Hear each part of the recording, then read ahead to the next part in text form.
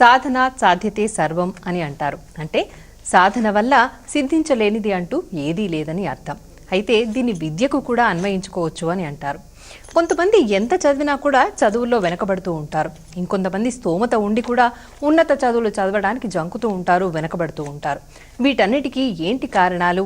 వీటి వల్ల అంటే గ్రహబలం కూడా దీనికి ఒక కారణం అని అనుకోవచ్చా?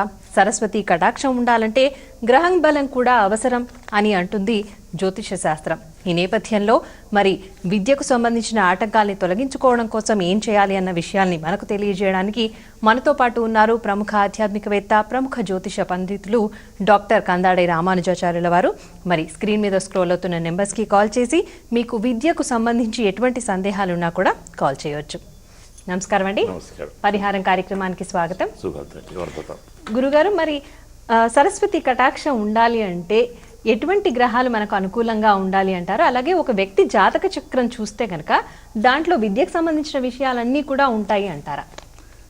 మనకు జాతకంలో 12 రాసులు ఉంటాయి. అందులో 4వ రాశి విద్యాస్థానం, దాన్నే సంతాన స్థానం అంటారు. 5వది కుటుంబ స్థానం అని చెప్తాం.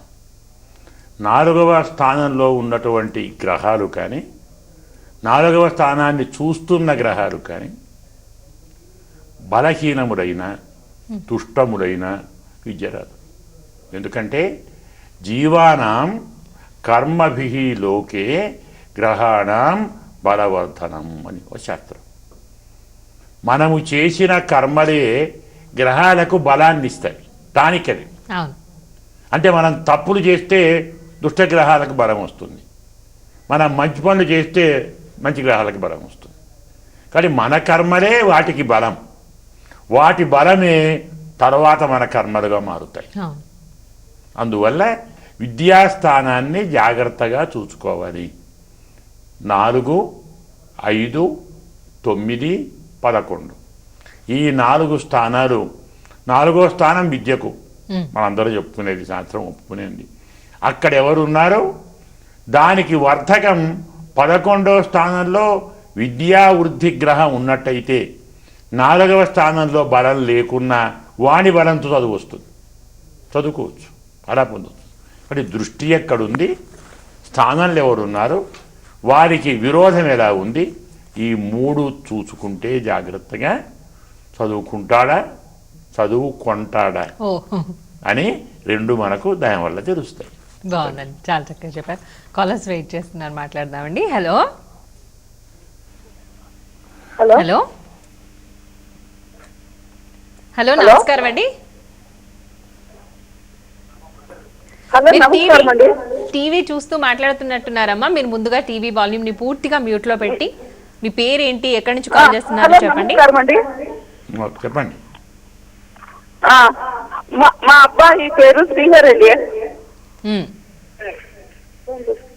మా అబ్బాయి జనవరి 2095లో పుట్టాడు. ఎంపీకి వెళ్ళాలి, ఎలా ఉంటుంది చదువు, ముందుకు ఉద్యోగము ఎలా ఉంటుంది, ఏం కథ?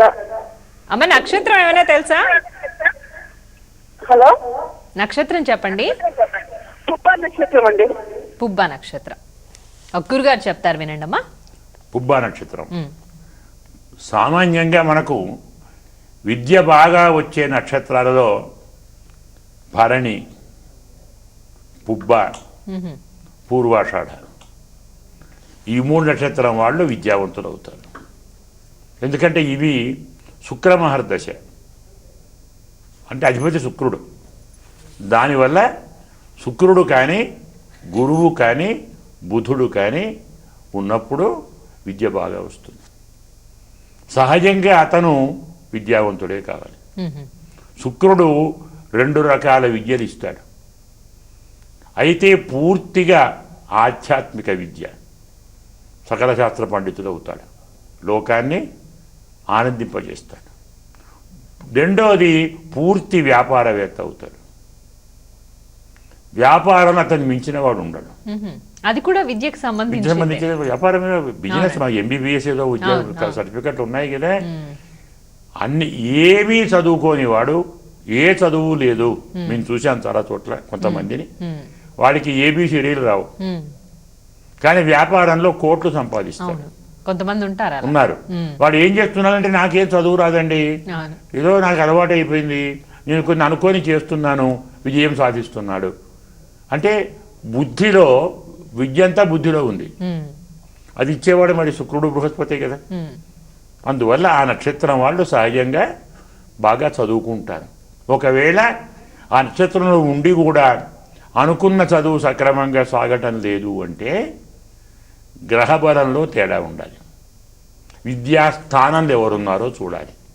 ఇవన్నీ మాకెందుకు, వాటితో మేము ఏం సాధిస్తాము అనుకుంటే హయగ్రీవ స్తోత్రం, సరస్వతి స్తోత్రం, సూర్య భగవానుని స్తోత్రం. ఎందుకంటే సూర్యుడు చాలామంది తెలియదు, సర్వ విద్యాధిపతి. ఒక ఆరోగ్యమే కాదు, మీకు ఉదాహరణ కావాలంటే మన హనుమంతుడు ఉన్నాడే, ఎవరు చదువుకుంది ఆయన దగ్గరే కదా, నవవ్యాకరణ పండితుడు. కాబట్టి హయగ్రీవ స్వామిని, సరస్వతిని, సూర్య భగవాను నియమబద్ధంగా ఉపాసిస్తే విద్య వస్తుంది, అనుకున్న విద్య వస్తుంది. ఇక ఇందులో గ్రహాలలో కూడా టెక్నాలజీ ఏదో ఉంటుంది కదా, అది చదువుకోవాలి అంటే శని, రాహువు, కేతువు. వ్యాపార విద్య కావాలంటే బుధుడు, కుజుడు. ఆధ్యాత్మిక విద్య కావాలంటే గురువు, శుక్రుడు. ఇలా ఉన్నాయి. వాటి గురించి వివరంగా తర్వాత చెప్పుకున్నాము. ఇది ప్రధానమైన కాలర్ వెయిట్ చేస్తున్నారు, మాట్లాడదాం. హలో, నమస్కారం అండి. మీ పేరు చెప్పండి, ఎక్కడి నుంచి కాల్ చేస్తున్నారు?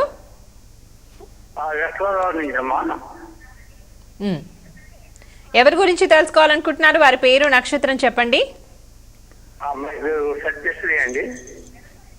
కొంచెం దగ్గరగా మాట్లాడండి. మా అమ్మాయి గురించి అండి, పూర్వభాద్ర అండి. పూర్వభాద్ర నక్షత్రం. ఏం చదువుతుంది అమ్మాయి ఇప్పుడు? ఏం తెలుసుకోవాలనుకుంటున్నారు అమ్మాయి గురించి? విద్య గురించి అండి. ఇప్పుడు ఏం చదువుతుంది? చేస్తుందండి డాక్టర్ బీపీకి. ఏంటండి? బీపీకి చదువుతుందండి. బిజినెస్ కోర్స్ ఏదైనా చేస్తున్నారా? కాదండి, మెడిసిన్ అండి. స్పష్టంగా మాట్లాడండి. మెడిసిన్ చేస్తున్నారా? ఓకే ఓకే ఓకే అండి. సో తన విద్య ఎలా ఉండబోతోంది అని తెలుసుకోవాలనుకుంటున్నారు కదా, గురువు గారు చెప్తారు. పూర్వభాద్ర ప్రధానంగా మనం చెప్పుకోవాల్సింది శని అధిపతి. శని అధిపతిగా ఉన్నటువంటి వారు సహజంగా వ్యాపారం మీద దృష్టి ఎక్కువ పెడతారు. రెండోది శాసకులు అవుతారు, అడ్మినిస్ట్రేటర్. శని మహా అడ్మినిస్ట్రేటర్, వాడు మించిన వాడు లేడు. ప్రతివాడు వాడికి భయపడతాం కదా మనం. వాడు అంత చెడ్డవాడు కాదు, వీళ్ళు భయపడతారు, కానీ అన్ని మేలు మంచి పనులు చేస్తాడు వాడు. అయితే మనకది చెడు అనిపిస్తుంది. ఏళ్ళనాటి శనిలో వివాహం అవుతుంది, ఏళ్ళనాటి శనిలో ఇల్లు కట్టుకుంటాడు. అవును, కొంతమందిని చూసామే కూడా. ఇది న్యాయంగా మంచిగా చెడా? మరి మంచే కదా, మంచే కదా అనుకుంటా సంతోషంగా. ఆ ఇల్లు అప్పు తీరడానికి ఎంత చెడు అవుతుంది. ఇక పెళ్లి చేసుకున్న తర్వాత మరి భార్యకు భర్త, భర్తకు భార్య పరస్పరం బందీలే కదా, చెరసాలే కదా, కష్టం కదా. ఇలాంటివన్నీ అందులో ఉంటాయి, తెలుసుకోరు. శని తీయగా అపకారం చేస్తాడు, పైకి ఉపకారం చేస్తాడు. వ్యాపారం, శాసకత్వం ఈ రెండు వారికి వస్తాయి. అయితే ఈ స్థానాలు బలీయంగా ఉండాలంటే 5వ స్థానము, 6వ స్థానము, 7వ స్థానం, ఈ 3 స్థానాలు బలీయ గ్రహంలో ఉన్న, బలీయమైన గ్రహాలు చూస్తున్నా, 6వ స్థానాన్ని పాపగ్రహం చూస్తున్నా వారు అనుకున్న విద్యలో విజయాన్ని సాధిస్తారు. అది లేదు, ఏ గ్రహం విద్యకు ఆటం కలిగిస్తుందో ఆ గ్రహానికి శాంతి చేసుకొని ఉంటే ఆ విద్య వస్తుంది. బాగుంది. ఇంకో కాలర్ వెయిట్ చేస్తున్నారు, మాట్లాడదామండి. హలో, హలో, నమస్తే అండి. నమస్కారం అండి. మీ పేరు చెప్పండి. హలో, మా పాప గురించి అండి. మిథున ఏంటండి? మిథున రాశి. మళ్ళీ చెప్పండి, మళ్ళీ ఒకసారి నక్షత్రం చెప్పండి. మృగశిర నక్షత్రం అండి. మృగశిర నక్షత్రం. ఇప్పుడు ఏం చదువుకుంటుంది అమ్మాయి? హలో, హలో ఏం చదువుకుంటుందండి అమ్మాయి ఇప్పుడు? హలో, హలో ఈ పాయింట్ కట్ అవుతుంది. ఇప్పుడు అమ్మాయి ఏం చదువుకుంటుందండి? అమ్మాయి ఇంకా చిన్నపిల్ల అండి, ఇంకా ఫిఫ్త్ స్కూల్లో క్లాస్ జాయిన్. చదువుతుంది. ఓకే, సరే అయితే వినండి, చెప్తారు గురువు గారు. మృగశిర నక్షత్రం అటండి. మృగశిర బాగుంది, కుజ ఆధిపత్యం ఉంది. ఏం చదువుకుంటుంది అమ్మాయి?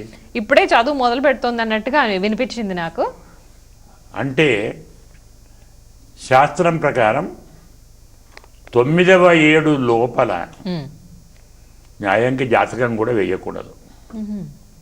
ఇప్పటి కాలంలో ఇవాళ పుట్టగానే రేపు జాతకం వేస్తుంది. అవును. వేసి ఎలా కాబోతున్నారు?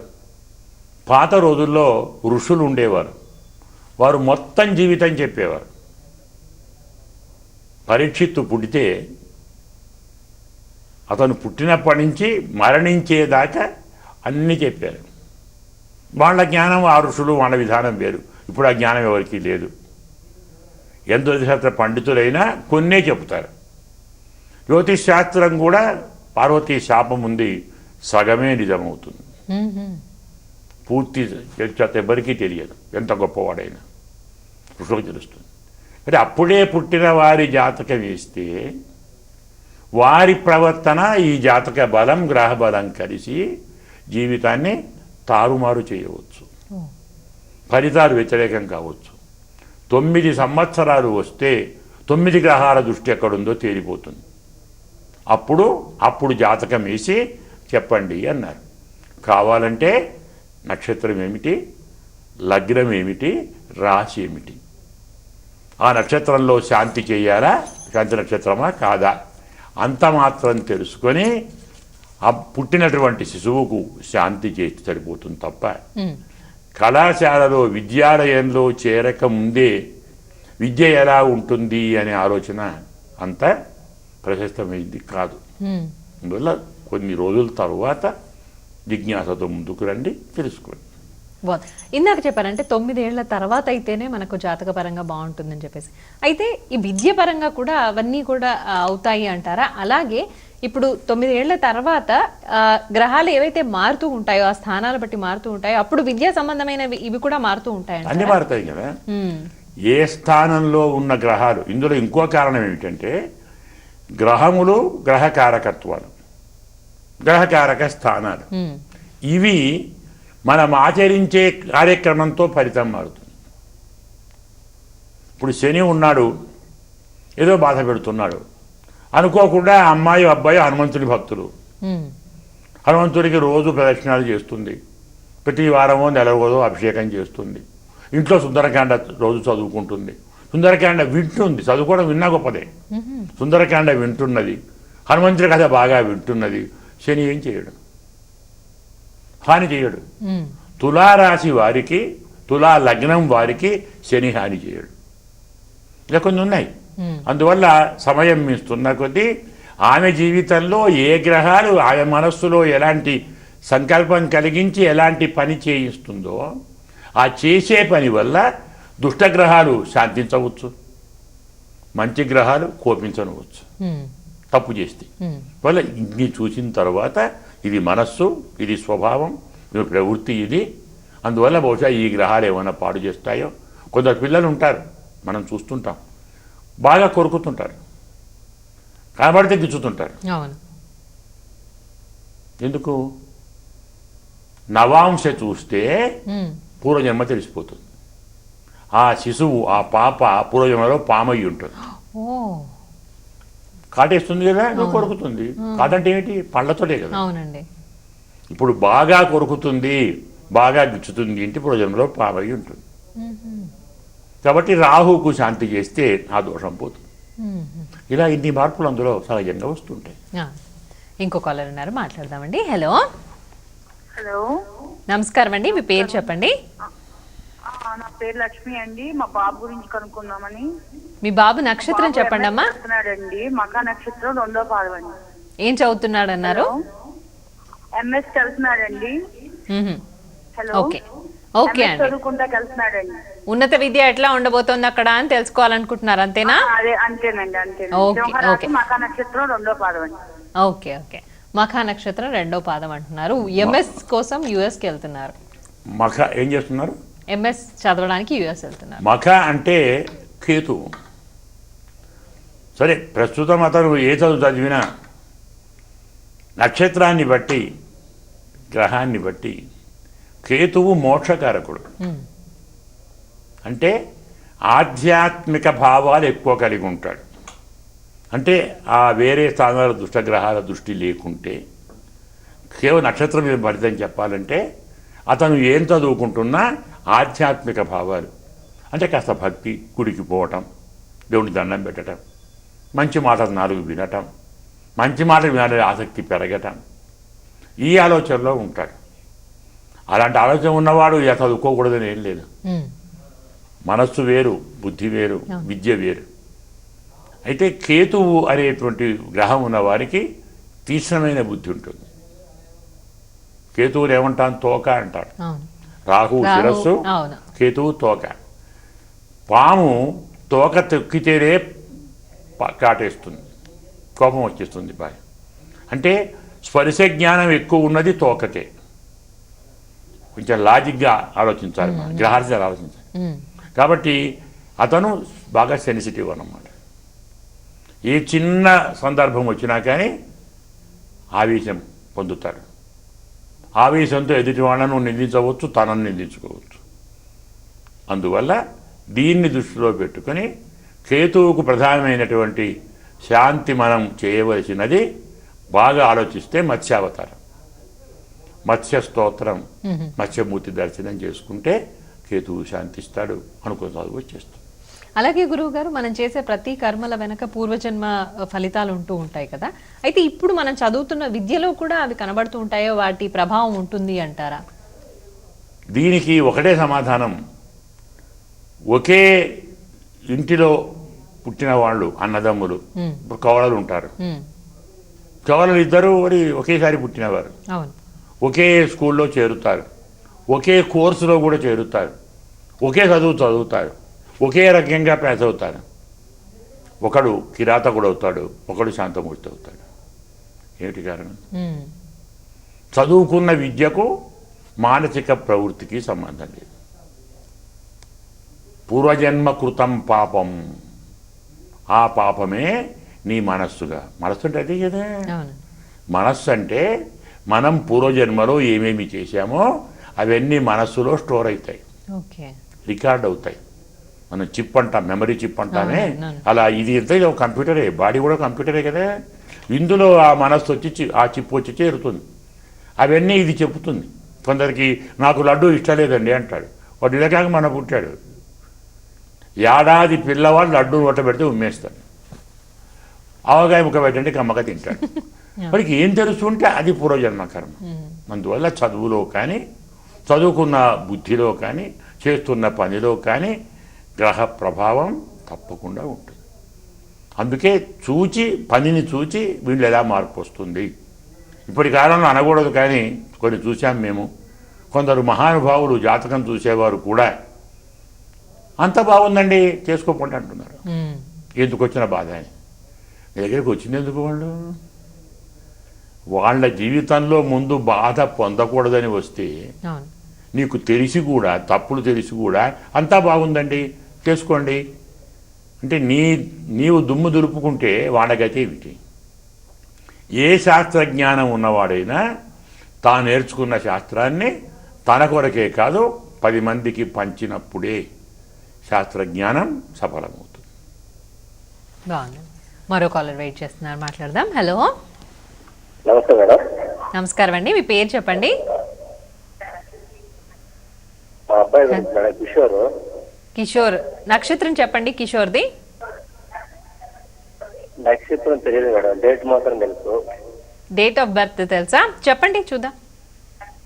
అవును, 7/9/2004 మేడం. 2004? అవును. ఓకే. అలాగే ఏం చదువుతున్నాడు ఇప్పుడు కిషోర్? ఇప్పుడు 9th క్లాస్ మేడం. ఓకే. అంటే 9th క్లాస్. కానీ 9th క్లాస్. పేరేమిటి? కిషోర్. పేరు కిషోర్ ఉంటే మృగశిర నక్షత్రం. ఎప్పుడైతే మనకు జన్మ నక్షత్రం తెలియదో పేరు నామ నక్షత్రమే గతి. కీ అన్నాడు కాబట్టి వేవో కాకి మృగశిర. మృగశిర 4వ పాదం. ఉమ్, మృగశిర అంటే మనకు కుజమహర్దశ. అబ్బాయి నల్లగా ఉంటే, ఎర్రటి కళ్ళుంటే, ఉహు, చేతులు కఠినంగా ఉంటే, ముఖంలో ఎక్కువగా చెమట పడుతుంటే, అరిచేతులు అరికాళ్ళు ఎక్కువగా అకారణంగా వణుకుతుంటే నక్షత్రం మృగశిరే. అనుమానించవలసిన అవసరం లేదు. ఉహు, ఇందులో ఏ 2 కలిసినా సరిపోతుంది. ఉమ్, అంటే పేరు కూడా జాతకాన్ని బట్టే మనకు పేరు లభిస్తుంది అనేది శాస్త్రం. ఆయన పెట్టాలి పేరు, మనం కాదు పెట్టేది. ఉమ్, బుద్ధి ఆయనే ఇస్తాడు ఈ పేరు పెట్టమని. అలాంటి పేరు పెట్టాము అంటే సంబంధం ఉందన్నమాట. అందువల్ల కుజమహర్దశ. అతనికి టెక్నాలజీ విద్య ఉంటే బాగా వస్తుంది. ఉహు, కుజుడు మంచి టెక్నాలజీ కదా. అందులో కుజుడు భూగ్రహం. ఇంకా బాగా చెప్పాలంటే జూలాజికల్ అంటారు కదా, అలాంటి విద్యను నేర్చుకుంటే బాగా రాణిస్తాడు. భూమి వ్యవసాయం అవును, కానీ, అవును. అలాగే మన బోరింగులు వరి చేస్తారు కదా, అవును. ఇలాంటి భూ సంబంధమైన విద్య నేర్చుకుంటే బాగా రాణిస్తాడు. ఇల్లు కట్టడం కూడా భూ సంబంధమే. ఉమ్, వ్యవసాయము, నిర్మాణము, అలాగే బావులు, బోరింగులు, ఇవన్నీ అంతా ఆ విద్య నేర్చుకుంటే నక్షత్రం ప్రకారం పేరు ప్రకారం కుజుడైతే ఇవి బాగా ఉంటాయి. బాగుంది. ఇంకో కాలర్ అండి. హలో, హలో, నమస్కారం అండి. ఎవరి గురించి తెలుసుకోవాలనుకుంటున్నారు? మా మా అమ్మాయి గురించి మేడం. మీ అమ్మాయి పేరు నక్షత్రం చెప్పండి. మా అమ్మాయి పేరు మానస, భరణి నక్షత్రం. ఓకే, ఏం తెలుసుకోవాలనుకుంటున్నారు? అమ్మాయి ఏం చదువుతోంది ఇప్పుడు? 94 సంవత్సరంలో వచ్చింది. ఏం చదువుతుంది మానస? ఆ మానస బీటెక్ అయింది, జాబ్ చేస్తున్నది, ఎంఏ చేయాలనుకుంటుంది. జాబ్ మానేసి దాని గురించి తెలుసుకుందామని ఈఆర్ఏ రాసింది. సరే అండి, ఎంఏ చేయాలంటుంది. సరే గురుగారు చెప్తారు వినండి అమ్మా. మానస అమ్మాయి పేరు. అయితే జిఆర్ఈ ప్రిపేర్ అవుతుందట. నక్షత్రం నక్షత్రం ఏమన్నారండి? భరణి నక్షత్రం. భరణి నక్షత్రం. భరణి. ఉమ్, భరణి బాగా చదువు వస్తుంది. ఇందాక మీరు చెప్పారు మొదలు భరణి చెప్పాను నక్షత్రం. కదా. భరణి కానీ, పుబ్బ కానీ, పూర్వాషాఢ కానీ ఏమనుకున్నా ఆ చదువు బాగా వస్తుంది. ఇంకొకటి, సామాన్యంగా 185% భరణీ నక్షత్రం వారిని ఎదిరించేవారు ఉండరు. ఉమ్, ప్రతివాడు దాసోహం అంటారు. ఏ పవర్ లేకున్నా, ఏ శక్తి లేకున్నా దాసోహం అంటారు. వాడు మూర్ఖుడైనా అంతే, పండితుడైనా అంతే, అడ్మినిస్ట్రేటర్ అయినా అంతే, సేవకుడైనా వాని మాటే వింటారు యజమాని కూడా. ఉహు, అతని మాటకు ఎదురుండదు, అతను అనుకున్న కోరికకు భంగం ఉండదు అతని జీవితంలో. అయితే ఇందులో ఒక మినహాయింపు ఉంటుంది. ఒకే రాశిలో 3 కంటే గ్రహాలు ఉండకూడదు. 3 కంటే గ్రహాలు ఒకే రాశిలో ఉంటే, ఎక్కువ ఉంటే ఈ నక్షత్ర ఫలితం పోతుంది. పరమ దుర్మార్గుడు, పరమ దుష్టుడు, ఎదుటివాడికి హాని చేయటమే ప్రధానం అనే భావనతో ఇలాంటి రాక్షస భావాలు వస్తాయి. ఒకే ఇంట్లో 4 కలిసి ఉంటే ఏమవుతుంది? కొట్లాడుకుంటారు కదా, పడనివారు. అవును. అలాగే ఒకే రాశిలో 4 గ్రహాలు, అందులో విరుద్ధ గ్రహాలు ఉంటే అతని బుద్ధిని కూడా ఇలాంటి భావాన్ని కలిగిస్తాయి. కాబట్టి ఇలాంటి లేకుండా ఉంటే తప్పకుండా అనుకున్న చదువు చదువుకుంటాడు, అనుకున్న రీతిలో కార్యక్రమాలు సాధిస్తాడు, తల్లిదండ్రులకు భక్తుడవుతాడు. ఉహు, మనకు ధర్మశాస్త్రంలో భరణీ నక్షత్రం చవన మహర్షిది. ఓహో, అతను మహానుభావుడు. అవునండి. అతను తల్లిదండ్రులను సేవించాడు. అతను గర్భంలో ఉండగా ఆమెను చంపడానికి రాక్షసులు వచ్చారు. ఆ తల్లి గర్భవతులని తెలవకూడదని తన గర్భాన్ని తొడలో దాచుకుంది. అబ్బో. ఉమ్, అయినా చంపడానికి వచ్చాడు వాడు. తొడలో ఉన్నటువంటి శిశువు బయటికి వచ్చి గట్టిగా ఇలా చూచాడు వాడిని. వాడు బూడిదయ్యాడు. జారాడు కాబట్టి చవనుడు, ఓహో, ఊరువులో పుట్టాడు కాబట్టి ఔరువుడు. ఊరు అంటే తొడ అంటాం కదా, అవునండి. అందులో పుట్టాడు ఔరువుడు. వానికే పేరు ఔరువుడు, వానికే పేరు చవనుడు. తల్లిదండ్రులను చాలా భక్తిగా శ్రద్ధగా చూస్తాడు, అవును. తీవ్రంగా ఉంటాడు. వానితో విరోధం పెట్టుకున్న వాళ్ళు ముందు వెళ్ళరు. ఉమ్, అయితే ఈ స్థితి ఉండకుండా ఉండాలి. ఒక్కొక్కసారి భరణి నక్షత్రం వాళ్ళు పాపగ్రహాలు ఉంటే ఎంత శక్తి సామర్థ్యాలు ఉన్నా దరిద్రులు అవుతారు, డబ్బు రాదు. వ్యాపారము చేయలేరు, ఉద్యోగము చేయలేరు, దరిద్రంతో బాధపడతారు. బాధపడ్డా అహం పోదు, నేనే గొప్పవాణ్ణి అనే భావన ఉంటుంది. కాబట్టి ఈ రీతిలో మనం చూసుకొని ముందరికి వెళ్దాం. చిన్న విరామం.